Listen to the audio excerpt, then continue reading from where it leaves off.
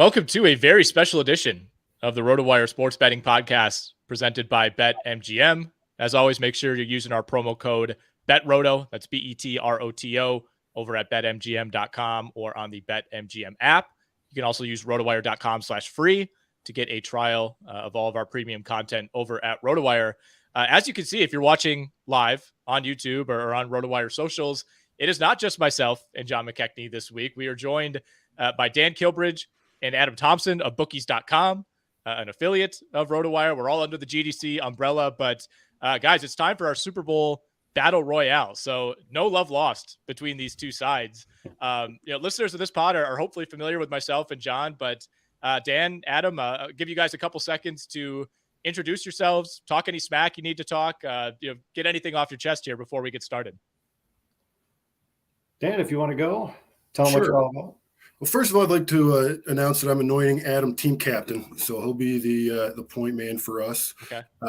I've been at Bookies for 3 years now, covering college football and golf primarily, as well as a little college basketball, obviously some NFL, and very excited to get going. This is, like you mentioned, great rivalry, but a lot of respect on either side. It's really about the competition, and the off the field stuff it gets lost in the shuffle. So very excited, man. Good old-fashioned heat. No, wait. No, that's something else. That's Georgia Tech. That's right. That's what I was thinking. Yeah. Go ahead, Dan. I've been here for 3 years as well. I came over from CBS Sports and Sportsline, where I was their guy. I'm the NFL, NBA, MLB guy right now. 62 to 64% on NFL picks the last 4 years running, and hoping to finish it strong.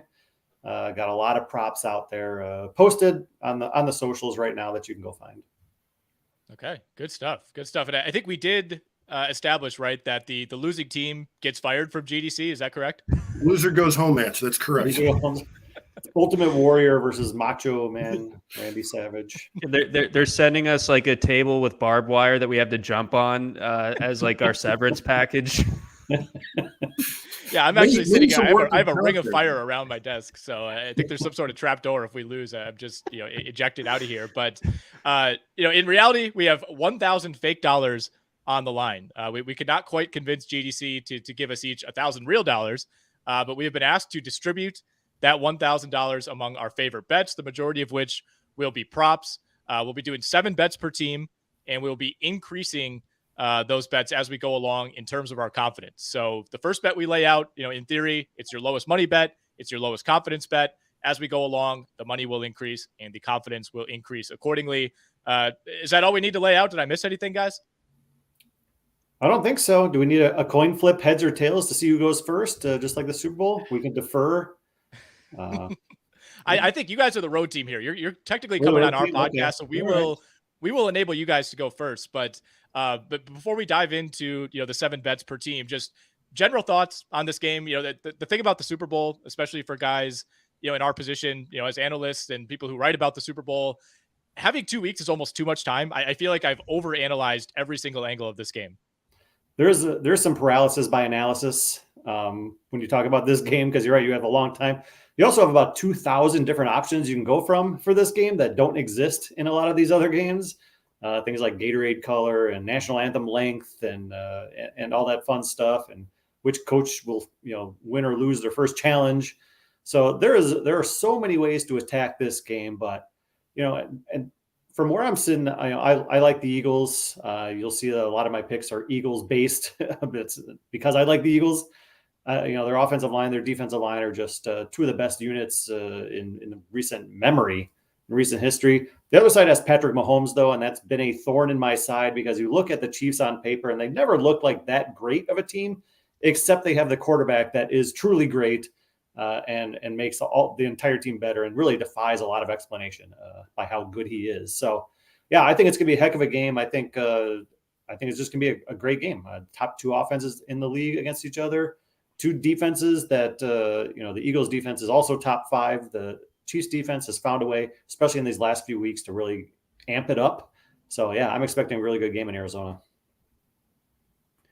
Yeah, I started, the prep last Monday, and I was on the Eagles, and I kind of expected to, waffle between then and now, but I've been pretty steadily just on the Eagles.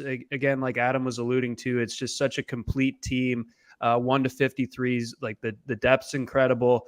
Their ability to get after the passer is insane. They have so many different ways that they can attack the quarterback. And then, they do a great job of protecting Jalen Hurts on their side of the ball. The combo of A.J. Brown, Devontae Smith, Dallas Goedert, they get the run game going. The backfield is proving to be this nice little area of depth, a pocket of depth that maybe wasn't as apparent during the regular season. But, guys like Kenny Gainwell starting to show out here late in the postseason.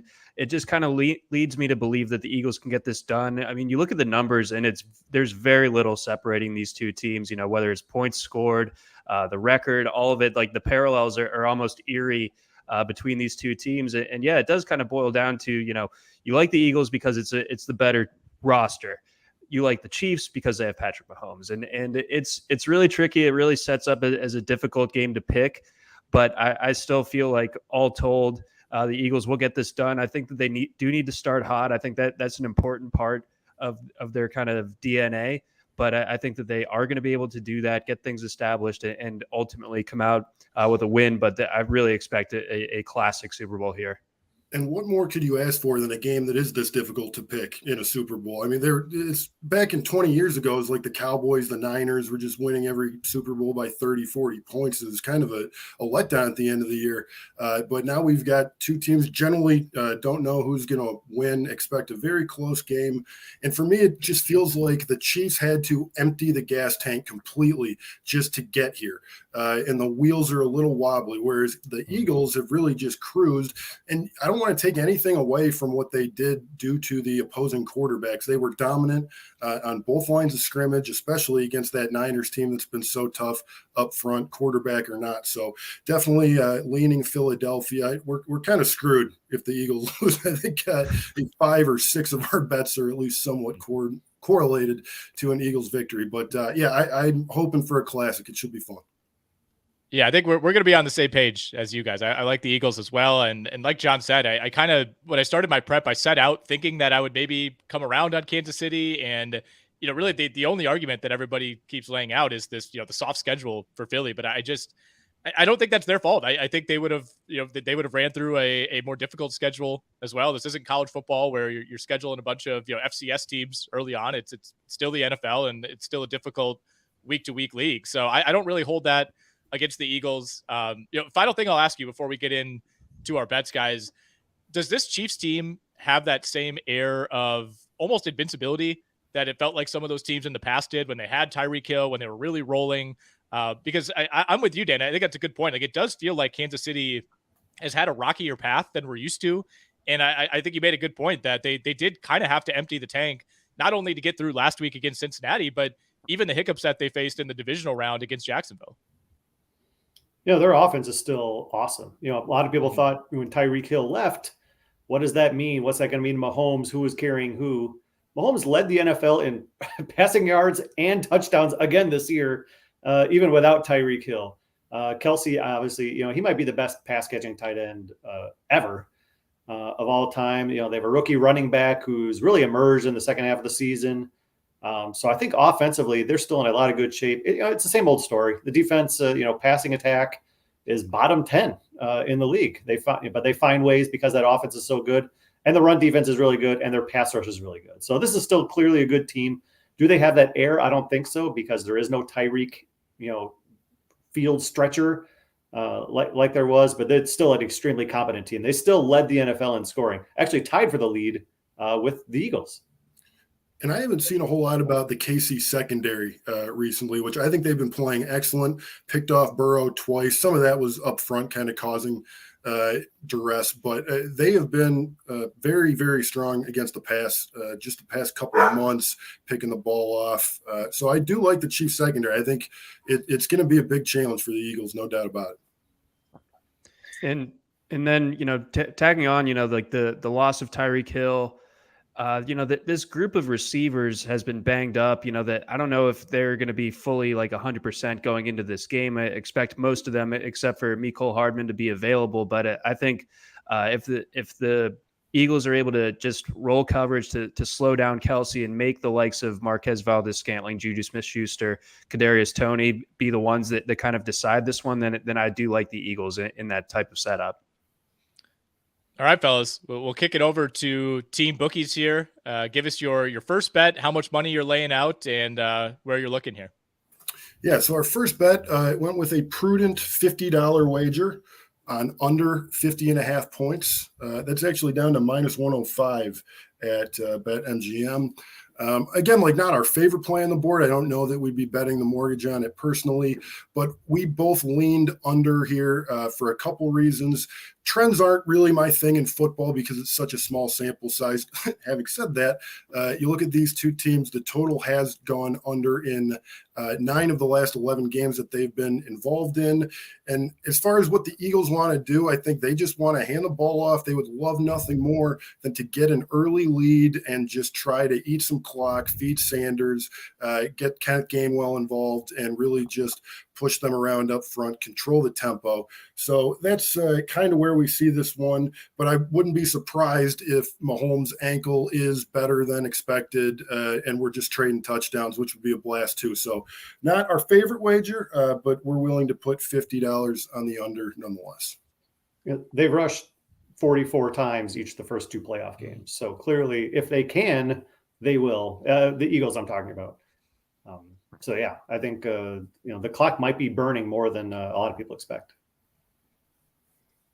Yeah, I do wonder. Obviously the script was so unique in those last 2 games for Philly, where you get up early on the Giants, and then we know the quarterback situation. Like Josh Johnson, comes in as like the least prepared backup quarterback in NFL history for the 49ers, and that game was pretty much over immediately. So obviously we'd be shocked if they end up running the ball 44 times in this game, but you're right. I think if they have that luxury, they will absolutely take it. I mean, I think that is ultimately where they're most comfortable, especially, with Jalen Hurts still facing some questions on that shoulder. I can tell you guys, to allude to one of our future bets, we may be matching you on that one, albeit at a little more money. But John, do you want to lay out our first bet? I sure do. So while our bet wager total is similar on this one, we're putting 50 down. On this one, we're more so kind of throwing a Hail Mary for this one, trying to, hopefully get a big return on a small investment. So we're targeting something that is 40-1. And this one, a little bit of galaxy brain, or maybe just pure meat and potatoes brain. But either way, a quarterback to catch a receiving touchdown in this game, 40-1. We know that Philly themselves pulled this off in the 2018 Super Bowl, 2017 season. Nick Foles, the Philly special. I could see something similar being pulled out in this one. I think Sirianni is going to be in his bag for this one. And I could see the Eagles. I mean, they were such an effective red zone team as far as getting down there and then finishing drives with touchdowns. I really do believe that this is a setup where at 40-1, it's a worthwhile bet with just a small percentage of our bankroll here to play around with. I think that's the way to go. And you know what? Even if we don't really expect Patrick Mahomes to be used in that same capacity, we know that the Chiefs can get very, very creative down in the red zone as well. So it's not completely off the table that they get a quarterback involved in a passing pattern as well. Yeah, I don't feel that strongly about this one, and that's emblematic of the fact that we're making it our lowest bet. It's pretty tough to feel strongly about it, but like I feel like if the Eagles are up comfortably, like Sirianni is the type of coach who would want to do something like this. Like he would want to like pay homage to the Philly special in some way. So I think that's kind of where we're thinking here. Like if it happens, it's going to be the Eagles, right? I don't see Patrick Mahomes on a gimpy ankle, splitting out wide or kind of rolling out on a double pass situation. But at 40-1, we're willing to toss that Hail Mary out there. Unfortunately, that is a fantastic pick that I'm very bitter and salty about. I really like that one. Well, and who's to say the Chiefs couldn't line up Henny in the slide? It's a big boy, He's a large man. So, to that point, Adam and I never even really discussed the home runs. I think that's the Midwest in us, just kind of a sensible budget, trying to keep it between the mustard and the mayo and ensure a steady return. So we're all, we've got quite a few plus money bets, but they're not the home runs, which are always fun. And I think Adam, you've got our next one, right? Yeah, our next one, plus 120 on AJ Brown to catch a touchdown. He has one touchdown in the last 6 weeks, which is probably why this number is as high as it is. But he had 10 touchdowns in the previous 13 weeks, so obviously we know he can do it. The Chiefs, passing defense is not spectacular. In fact, they ranked 31st in touchdowns allowed to wide receivers. This is going to exacerbate it even more because they're going to have to put more focus on stopping the run, which means their corners are going to be on islands. AJ Brown is about 35 to 40 pounds heavier than anybody that's going to guard him all day. So they're out on an island over there. Find a way to get him the ball, throw it up, do something. AJ Brown should have a big day. I actually like him at MVP plus 1,500. That's a sneaky little small sprinkle that we didn't do here. But I think AJ Brown is due for a big game, and getting in the end zone at plus odds, I like that one. I can definitely see that as well. I think the point's well taken as far as where those defensive resources are going to have to be allocated for Kansas City. And I think that it not only is there the physical mismatch wrinkle when it comes to AJ Brown, but there's also the experience wrinkle. Like there's so much inexperience in this Kansas City secondary. There's a lot of leaning on these rookies to play significant snaps. And if they get matched up, like you said, on an island, like McDuffie's a talented player, of course, but I think as far as mismatches go physically, AJ Brown's about the last guy that you'd want him covering. So this could get tricky for that Chiefs secondary in a hurry. And yes, I could certainly envision AJ Brown doing a touchdown dance. What was the amount of money on that one, just for posterity? Well, that was a 75er. 75er. Okay, Yeah. so $75 on AJ Brown to catch a touchdown at 120. And that came after your $50 under 50.5 for the total. That's at minus 105 over at BetMGM. Jonathan, our second bet. All right, so we are going with another slightly longer shot. This one for $100. This one is 4-1 odds plus 400 over at BetMGM. We're looking at the first sack of the game, and we're going with one Hassan Reddick. The guy is playing at an unbelievable level right now, and that I'm kind of establishing myself as the first Super Bowl sack whisperer after getting it right all of one time, which was last year. But that was the only time I've tried it with Trey Hendrickson at plus 500. Still remember that one, and I'm going to ride that hot streak of exactly one correct bet on that one. But no, seriously, I do believe that there's a little bit of weakness and as far as the tackle personnel goes for the Chiefs. I think the strength is more so on its interior. So I think Reddick on the edge going to be able to get around. Again, Mahomes, even if he's in better shape than he was in the AFC Championship game, still not expecting him to be that full magician back there as far as escaping the rush, that type of thing. So I think that Reddick, if you're looking at the first sack, I think he's going to get one. Why not the first one? All right, I like it a lot. Any interest in Hassan Reddick to win the MVP at 30-1, John?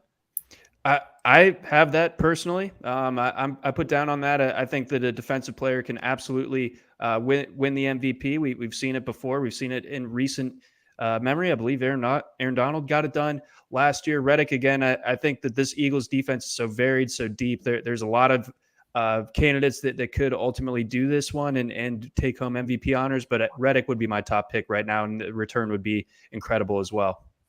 Von Miller got it done for sure a couple of years. There have been two linebackers, I think, that have won it in the past 10 years or something like that. I think Aaron Donald ended up not getting it because they cast the vote too early. Right? Yeah, it was Cooper Kupp last year. Yeah, Cooper Kupp got it, right. but I think everyone agreed it should have been Aaron Donald had they casted the votes after that final drive. But yeah, I mean, if you just look at the last handful of Super Bowls, I mean, Cooper Kupp, Tom Brady, Patrick Mahomes, Julian Edelman, Nick Foles, Tom Brady, Von Miller. So, the further you go back, it gets a little bit muddied, but somewhere between like 60-40, 70-30 quarterback versus non-quarterback. Like I think there is some value there. And BetMGM has plenty of options if you're not thinking it's going to be Jalen Hurts or Patrick Mahomes. Team bookies, back to you.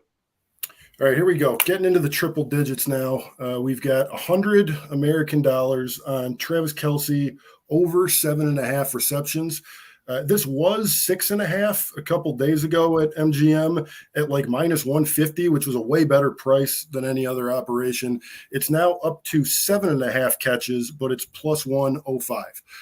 We still like that primarily for John. A lot of the reasons that you talked about with Mahomes, like, is it going to be better? Yes, he's not in the cold weather anymore. There's been 2 weeks, but it's still like high ankle sprain is not just a minor shake it off deal. To even play 2 weeks ago was ridiculously impressive. And I know Andy Reid and all of them say, oh, he can do just about everything. He's fully back. I'm not buying that. I believe he can be a version of himself, a slightly more dangerous scrambler in the pocket, but I don't think the Chiefs want to risk him getting hurt in the game. I don't think they're going to send him on designed runs. And for that reason, we really like Kelce because he's just the ultimate safety net. If you're under duress in situations where Mahomes previously would have been inclined to take off and find some open field, just dump it off to Kelce. Take the 5 yards. He's always going to be there. I think we're going to see a lot of dink and dunk, as Adam and I discussed previously. This Eagles secondary is the best in the league, and they're so good at keeping everything in front of them, limiting the explosive plays. So we didn't bet this. I'm actually on Kelce under total receiving yards at, I think, 79.5. I think you have like 10 catches for 70 yards, something like that. Not expecting a huge game from him statistically, but a lot of receptions just as Kelce or as Mahomes kind of go-to guy that you need in a game like this. You know, in 3 of the last 4 Chiefs trophy games, so AFC Championship games, Super Bowl games, Kelce has at least 10 receptions in 3 of them. He had 14 catches against the Jaguars just a few weeks ago. So, yeah, I think when Kelce, Kelce's always waiting, and it might only be 5 yards, it might only be 8 yards, 10 yards, but I think Mahomes is going to look at his way often. Yeah, it'd be hard to blame Kansas City for going with a game plan similar to like what Denver did with the Brandon Marshall game, 15 years ago, where it's just like 20 targets, last game of the season, let it go. Yeah, I can tell you guys, as a Jags fan, I did not love the Jaguar strategy of just. Did he have a couple catches that game? Yeah, I think he had 14 that game and on 17 targets. So. I mean, do you guys have any interest in Travis Kelce 2+ touchdowns? That's at +310 over at BetMGM. He's 11-1 to win MVP. Like it's always really dicey betting a receiver because, or a tight end in this case, just because they're always going to be linked to a quarterback. Like if Kelce catches 3 touchdowns, that means Patrick Mahomes throws at least 3 touchdowns. But with the injuries at receiver, with just how heavily slanted this offense has been to Travis Kelce, more so than ever without Tyreek Hill, it almost feels too obvious that Travis Kelce is going to have a huge game here. And, he's gone 8 straight playoff games now, over 75 yards. 7 of those, he's been over 95. So it's one of those situations where if we know this, if we're talking about it, obviously the Eagles are talking about it internally, but he's completely unstoppable in these situations. That's a good point about the touchdowns because even though I like the under on his yards total, he's obviously the number 1 guy in the red zone.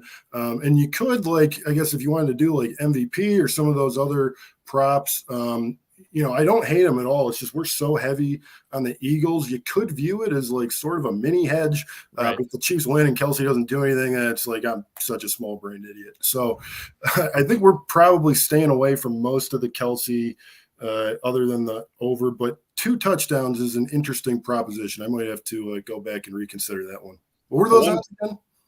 +310 at BetMGM. The one caveat is the Eagles have allowed exactly 3 touchdowns to tight ends all year.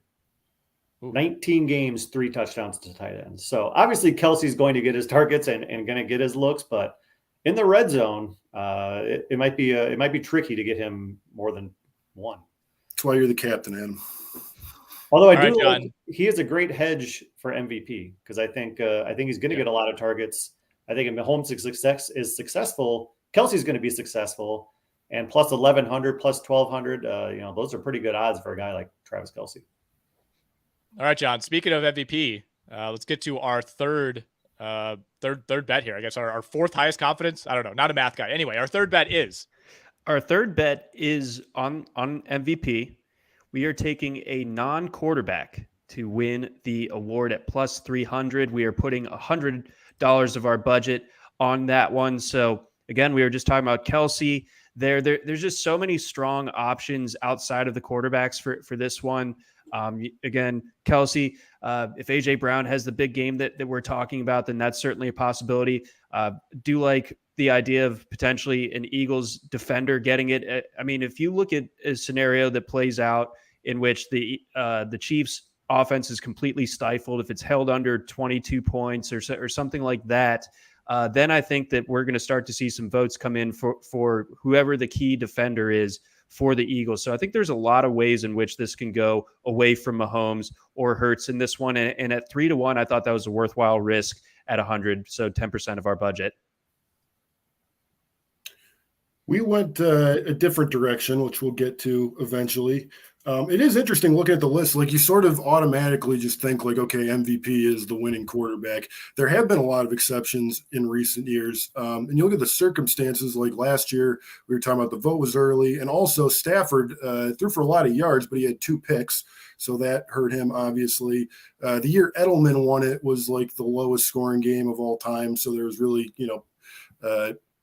not much to pick from. Von Miller won it in a weird year. So like if this game does get weird, which it very possibly could, then I think that's a great wager. Adam and I are banking on more of a traditional kind of straightforward football game. Score a couple touchdowns and kick a field goal to win it at the end by 3. But that how often does that happen? I like this one quite a bit. I mean, obviously you expect it to be Jalen Hurts or Patrick Mahomes. And there's just not a ton of value in betting those guys. They're like plus 125. Mahomes is actually up to plus 130 now, Hurts plus 140. So we didn't feel great about the ROI there. And like you mentioned, Dan, 4 of the last 10 Super Bowl MVPs have been non-quarterbacks. So if you kind of extrapolate that and say, okay, 40% chance, we'll take that with our, our third bet here, still relatively early on. We talked about the possibility of Hassan Reddick. Like, John, when we were kind of going through the process here, like, if it's not going to be a defensive player, if it's not going to be Travis Kelce, like, is there anyone else on the Philly side you could make a real case for? If Miles Sanders kind of ends up being, and I say this with all due respect, but like a bit of a red zone merchant, if he's just the benefactor of the Eagles getting into the red zone, they dial up a run play, and he's obviously their goal line guy. We saw it against San Francisco where he punches in a couple of touchdowns, and he's going to have a very, very strong case himself. All right, fellas, your fourth bet. All right, we're going straight to the finale. We got the game pick coming in at 150 bones. We're taking the Eagles minus 1.5 on the spread. There's a couple trends you could point to. First off, offensively, the last 5 Super Bowl champs have all been top 5 offensive teams. So offense does win championships to an extent. Both of these teams fit that category, obviously. But defensively, the top 5 teams have also ranked in the top, I think, 8 or 9. Defensively, the Chiefs are third. The Eagles are third, rather. The Chiefs are about 15th. So that's one trend. But I think this is just a dominant, especially in the trenches, Eagles team. All 5 offensive linemen going to the Pro Bowl. 4 defensive linemen with 10 sacks apiece. That's completely outrageous. They're the top rushing team in the league. They have weapons outside. They have great linebackers. It's just a tough matchup. And, Nick, you kind of mentioned, a soft schedule that they've been pointing at against playoff teams this year. They're 7-1. The one loss was week 18 against the Giants. That didn't mean a hill of beans to them. The other 7 games that they all won, all were by at least 6 points and averaged to 17 points a game. They won those games by. So when they get up, and they lost to the Houston Texans. So that just kind of shows when they get up for games, when they're mentally in it, they're blowing out everybody. And when they're not, when they're playing the Texans at home and they lose, that's another story. But obviously, I think they're going to be up for this game. Is Jalen Hurts going to be up for this game? Well, he's an Alabama and Oklahoma quarterback. He's been in tough situations when he was younger. I think he's going to be fine right here too. So Eagles minus 1.5. Yeah, I don't want to give away too much of our recipe for how we cooked that one up a little bit later on in our wagers, but little spoiler, we are in agreement on the side for this one, definitely. Yeah, I think we'll close our mouths on that one for now until we get to it, so we're not just repeating ourselves. But John, let's back to us now for our fourth bet. So for 150, so raising the stakes a little bit, we got the Eagles leading after the first quarter. So Eagles minus 0.5, the first quarter spread. That is plus 125. Nick, I know you have some great notes as to why we came up with this one. Yes, I kind of talked you out of the Philadelphia Eagles to lead this game at the half, which I also like, but I think we're getting a little bit better value here, like you said, at plus 125 at BetMGM. You have to do some conjecture here. It's like the Eagles are just one of those teams that always seems to start fast, and they're super aggressive. They were third in the league in total points scored this season, yet they were second last in field goals attempted and field goals made. So not only are they aggressive early on, they're aggressive on third downs, they're aggressive on fourth downs. They set out to score touchdowns, and more often than not, that's what they do. We saw it early in that San Francisco game before everything got crazy on the Niners side. They went for it in a big fourth down situation, converted. Maybe they shouldn't have in retrospect when we saw the right angles on the Devontae Smith catch, but nonetheless, they're always coming out aggressive. They always have a great set of scripted plays from Nick Sirianni. They are plus 21 in the first quarter in these two playoff games, 21-0. They've outscored the Niners and the Giants.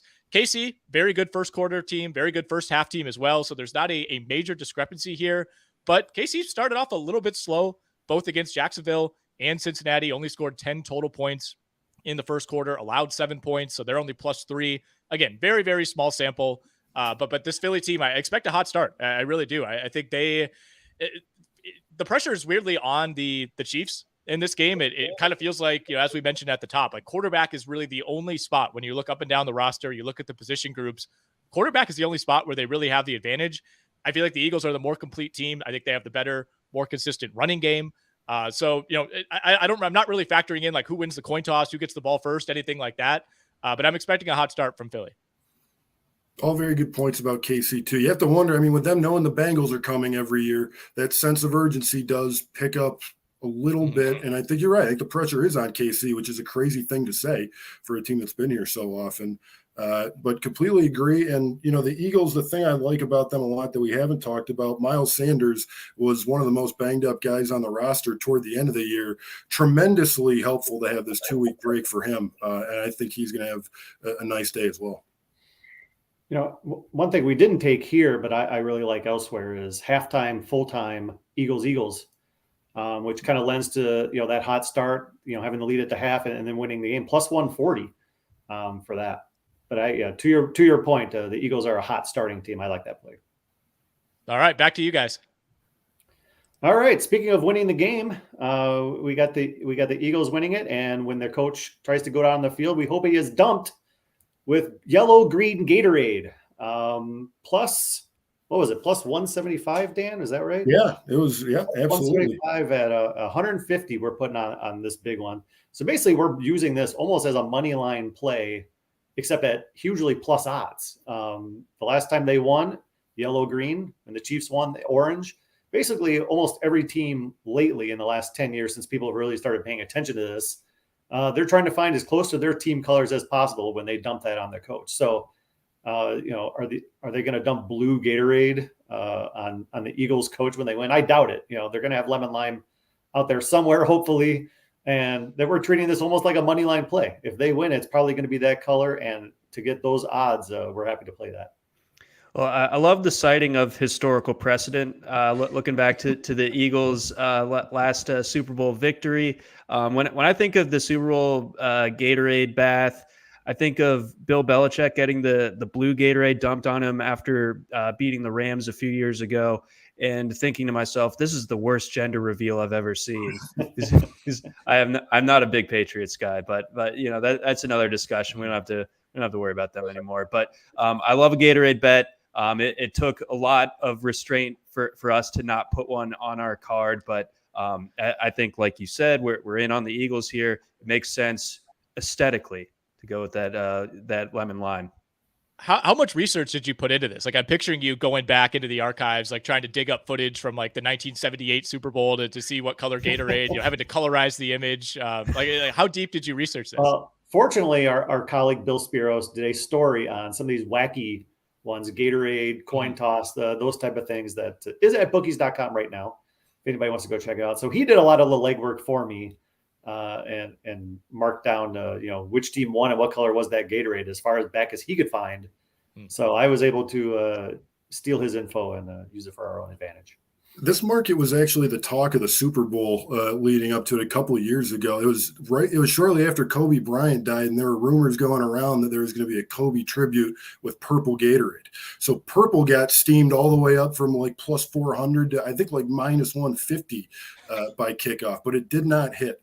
So yeah, we're not just throwing darts on the board here. This is a market that we have been very invested in at bookies.com, and we'll continue to do so.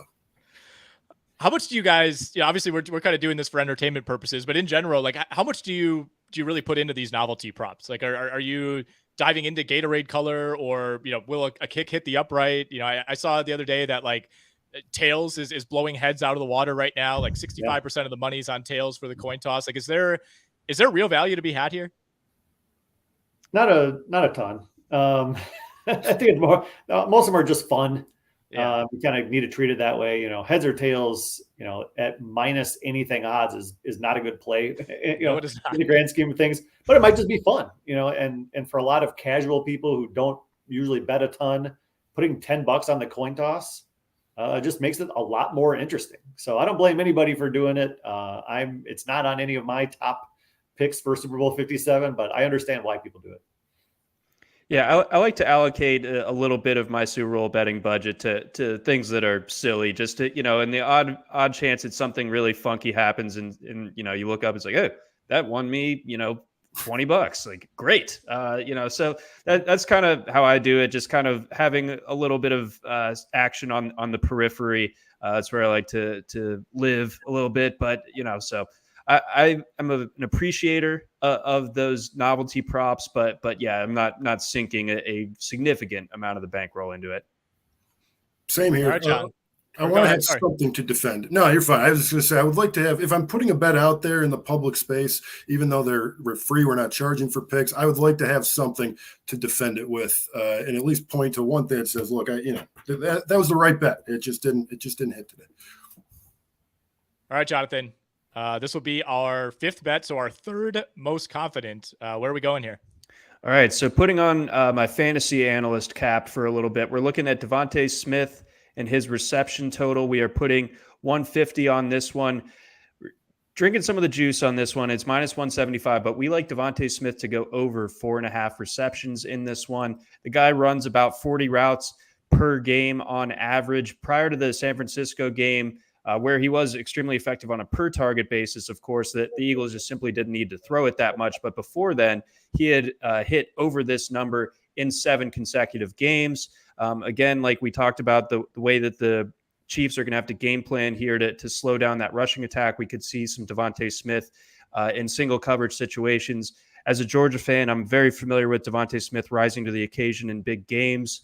And yeah, I think he's going to do it yet again here. So I think that we're going to see enough targets for him to get it. He's an efficient receiver when targeted. He gets he ranks like in the 80th percentile in targets per route run.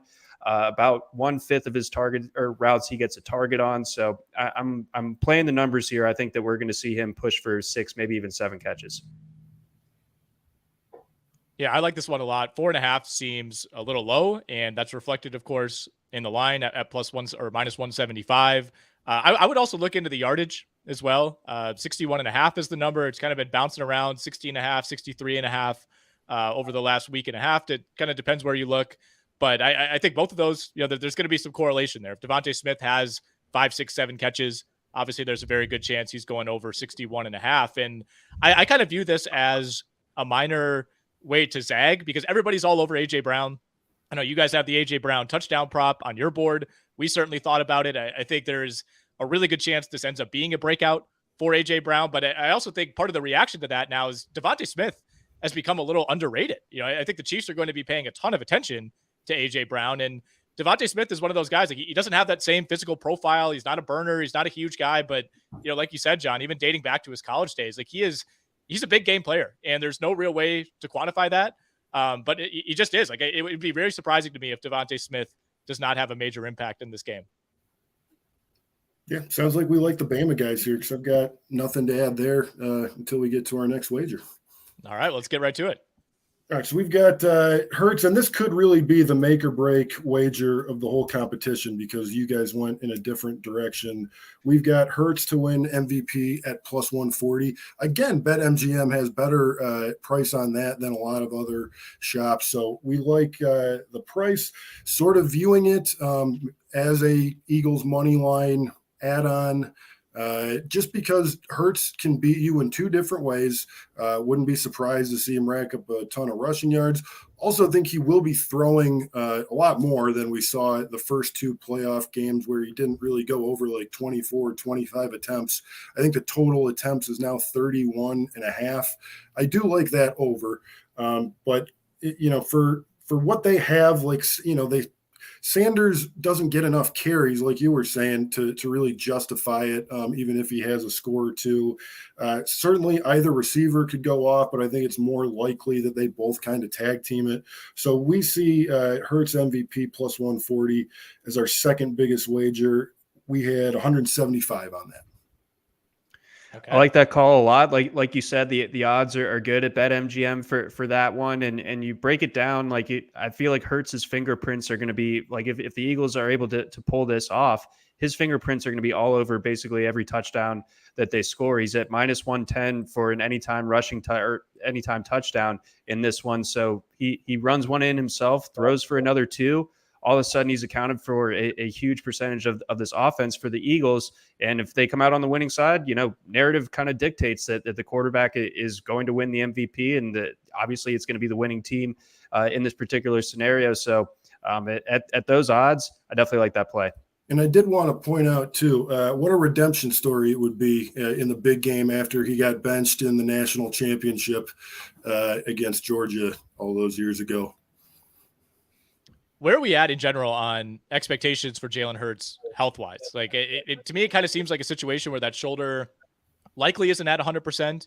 And I don't think, the extra week off really matters. I think it's a situation where it's going to need to be addressed in the offseason, whether that means some sort of procedure or just, months of rest rather than a week or two. But do you see, Jalen Hurts kind of being available at full bore here? Like, do the Eagles, do they have the luxury of kind of being able to use Jalen Hurts' legs strategically like they have been able to the last 2 weeks? It seems like they haven't gone downfield a ton in the playoffs, but they haven't had to. They've been able to cruise control. It was interesting against the Niners late. They had designed run plays for Hurts to kind of run out that game in the fourth quarter. And I was thinking, this guy's not 100%. What are you doing? And you have running backs. Like, why are you putting him out there? But he seemed fine. Whether or not, what his pain tolerance is or if it affects, how far he can throw, I guess is unknown. But he hasn't shown any ill effects, but he hasn't had to show any oomph so far in these playoffs. Right. Yeah. It's hard to fully extrapolate from the playoff sample for Hurts, but I imagine he's going to be at 100% for this one, or at least play like he is. Even if he's not, I think that he'll be able to grit through any sort of limitations that he has with the shoulder. Maybe they hem in some of the deep shot attempts, but I think overall we're going to be getting the full Jalen Hurts experience on Sunday. All right, John, back to us for our second most confident bet. Okay, so our last two have to do with just kind of full game type of purviews. We're going $200 on the total. We're going under at minus 105. So having a little bit of the juice there, but even still, the under, I think it comes down to the Eagles defense really just kind of slowing down this Chiefs attack, and that marries up nicely with kind of the way that we've laid out this card. We're very, very leveraged on the Eagles, and I think to be that leverage, you have to trust that this defense is going to be able to fluster Mahomes. We've seen Mahomes be flustered by great defenses in the Super Bowl before and in the postseason. So I feel like this is a scenario where the Chiefs maybe get a little bit stuck in the mud here. Maybe that lack of depth, the fact that they've been able to work around it for the bulk of the season, maybe it finally comes back to bite them in this spot when you have to rely on an MVS in a really big spot, that type of thing. So that could cause some mistakes from Mahomes, that type of thing. So I think that we're going to see the Chiefs come in with a relatively low score by their standards, and that's going to carry us to the under. It's going to be an uncomfortable sweat anytime that you're going under in a game with Patrick Mahomes, and then of course the number one scoring offense in the Eagles, it makes you feel a little bit oogie. But at the same time, I feel like the way this game plays out, we're going under. That's my friend Nolan always. No, sorry, go ahead. I obviously I'm in agreement since we came to terms on this one. And John, you talked me into the under. I was initially on the over 50.5, and that number, you might find it slightly higher at some other books, but it does feel like it's going to settle right around that 50.5, 51 range. And the Chiefs are the side that I'm worried about, right? I really think the Eagles are going to be able to move the ball effectively. And I also think if the Eagles build a lead, they're the team that's more capable of running the ball, controlling clock. Even if they score a touchdown when they're up, it could be one of those 6-7 minute, 15 play type of drives, which is obviously going to play itself well when you're looking at the under. The under is 11-8 in the last 19 Super Bowls. A little bit of a cherry picking there, but nonetheless, totals of 50 plus in the Super Bowl are 9-3-1 to the under as well. So the overs tend to be the public side here. Everybody prefers to bet overs. It's more fun to bet the overs. It's more of a sweat when you're on the under, but I think it's the right play here. I think we need to lean on that Philly defense. And as my friend Nolan always likes to say, the great thing about taking the under is you're winning the whole game or most of the game. Like you take that over, it's like you're playing catch up right off the kickoff. It's like it count for 50.5 points, but under, you're feeling good most of the way. All right, guys, it is time for your most confident and highest money bet. What do we got? All right, we're going off the reservation a little bit. We're putting 300 down on the opening kickoff being a touchback. That's right. We're getting right out of the way. We'll know before the clock hits 14:59 where our future lays. But so we looked at this number. So minus 165 implied probability. That's about 62%. Kansas City kickoffs touchbacks 64.5%. Philly about 65.5%. So just slightly more leaning towards touchbacks. You take away the home games, so you're talking not those outdoors in Kansas City, not the outdoors in Philly. Harrison Butker on the road, 71.4% of his kickoffs were touchbacks. Jake Elliott on the road, 83% of his kickoffs were touchbacks.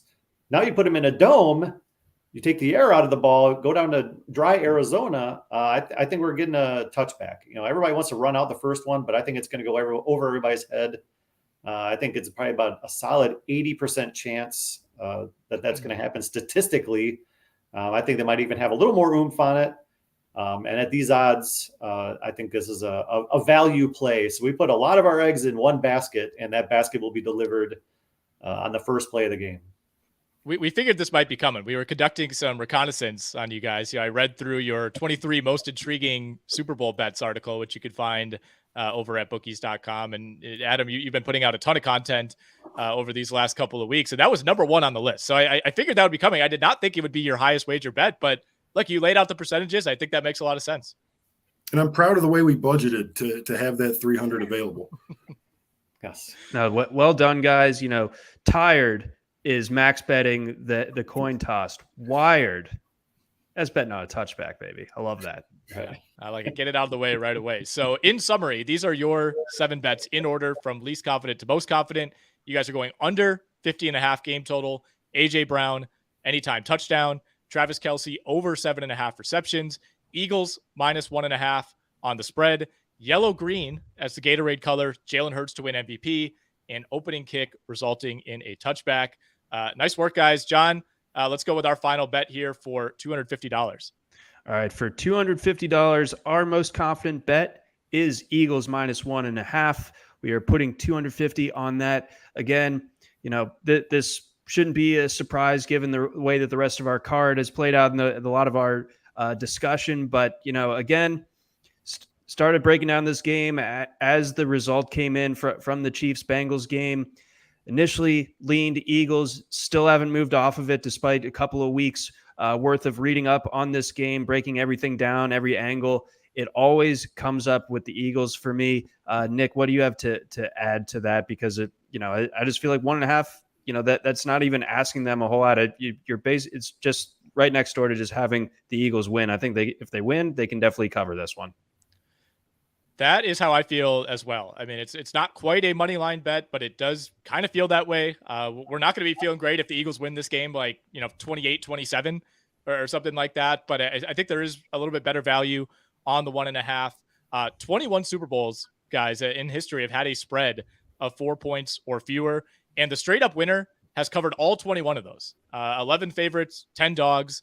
So obviously this could go the other way, but there's not a lot of precedent out there for these close spread Super Bowls where it really comes down to 1, 2, 3 point games. So normally you see at least a field goal between these two teams, and I think that's what we get here. So I feel like we don't have a whole lot else to discuss with the Eagles. We've been in resounding agreement that the Eagles win this game. So I don't really want to keep talking ourselves in circles on this one. I think we're all in agreement on Philly, and I'm still kind of deciding how convincing I think it will be. I don't think it's going to be like a complete laugher where Philly's just, running the clock out the entire second half. But, I'd be relatively surprised if this is a game that's decided in the final possession.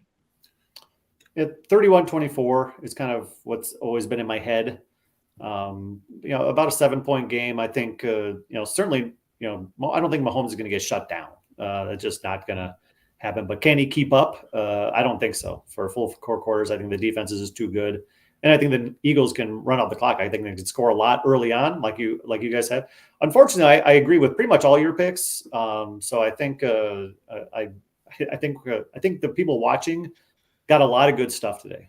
And 2 different types of strategies. The home run, swing for the fences, obscure props, and just more of the doubles and singles, advance the runner.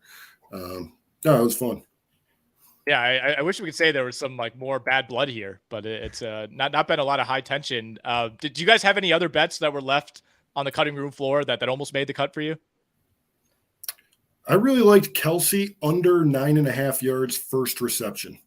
Okay, I'm definitely touching that. A lot of Kelsey under, except for the 7.5 catches. Adam, what else did you have? We talked about Harrison Butker over 7.5 points. Yeah, was one because I think the red zone offense is going to struggle because Travis Kelce is their guy. The Eagles are super elite when it comes to stopping tight ends. I think there's going to be some lost opportunities in the red zone for the Chiefs. Butker kicks a couple field goals and you're golden. That one got left on the floor though. Nick, don't you have a similar kicker prop, but on the other side?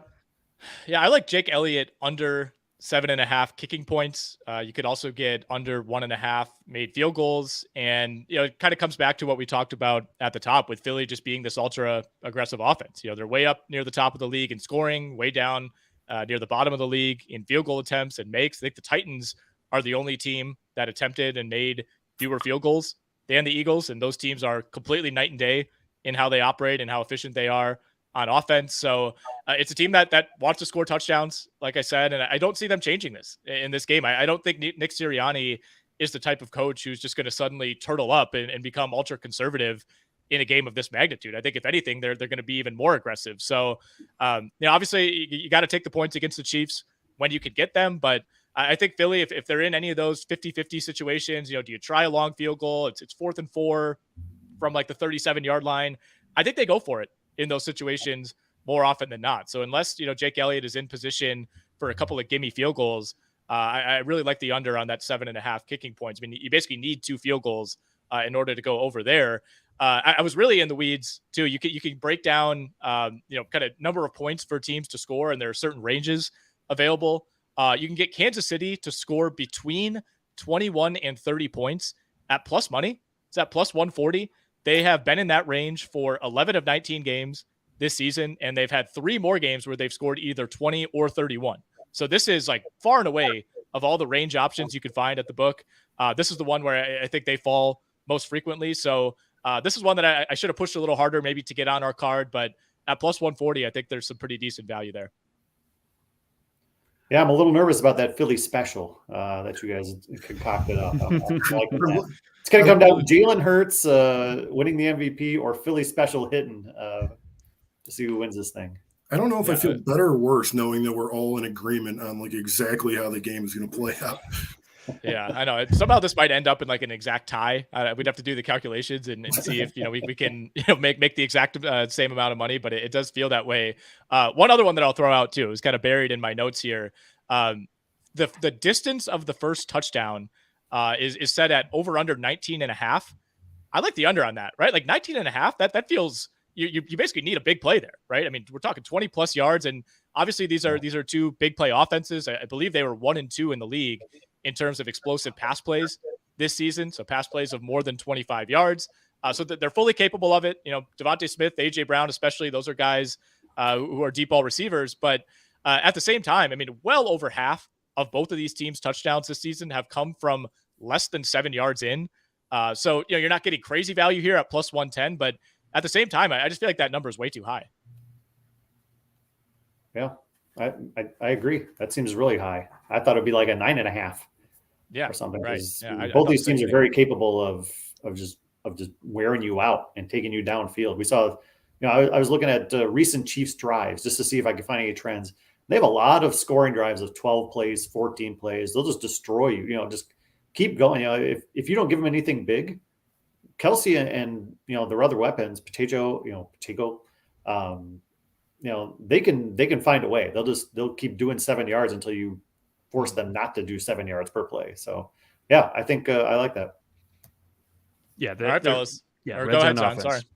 Yeah, red zone offense, I think, is going to be, you know, really, really featured in this one. Like you said, there's a lot of explosiveness on both sides here, but I do envision that first touchdown coming from within the red zone. All right, I like it a lot. Any more parting thoughts, guys? Or are we ready to wrap this thing up? No, I think we said our piece. Very much enjoyed it. Yeah. Okay. Tensions are high. Everything's ready to boil over. Very much looking forward to Sunday evening. We thank everybody who watched live. We'll be publishing this, of course, in podcast form as well. You can find it on the RotoWire NFL podcast feed, wherever you get your podcasts. Our picks will be up on Twitter and Instagram as well. We'll have our social media girl, Lauren, draft up some nice graphics. You can find those on social. Guys, may the best team win. Very much enjoyed doing this. And Adam, Dan, we'll hopefully have you back on the podcast sometime soon. Sounds good, guys. Thanks for having us. Go Bookies.